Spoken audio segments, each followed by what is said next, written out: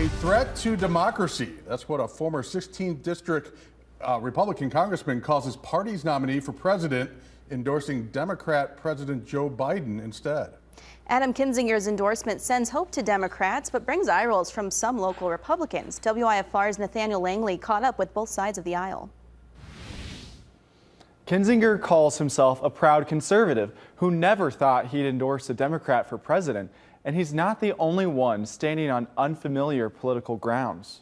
I am proud to stand up here today as a conservative Republican and endorse Joe Biden for re-election. Democrats out in Stevenson County can't believe they're standing beside Adam Kinzinger this election. At the end of the day, I think we probably agree on much more than we disagree on. Ed and Jody first knew the veteran as the man they protested against in 2017. Now, they applaud him. For sticking to his principles of civility and what's good for our country. But Republicans around Rockford say the move is a political stunt and cash grab. That's not, what political leaders really should be about. It shouldn't be about the money. It should be about doing what's right. At a veterans event with the late Senator John McCain in 2014, Senator Severson once hailed Kinzinger as a rising star. Now, he separates himself from that statement.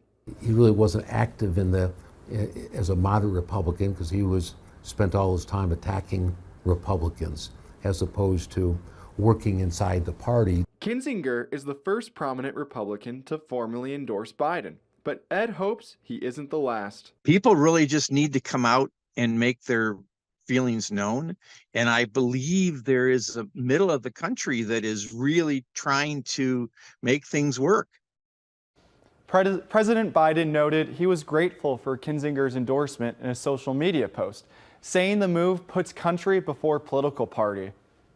Thank you, Nathaniel. And Senator Severson also tells us he believes this endorsement won't matter by November. He claims voters are more focused on their pocketbooks this election.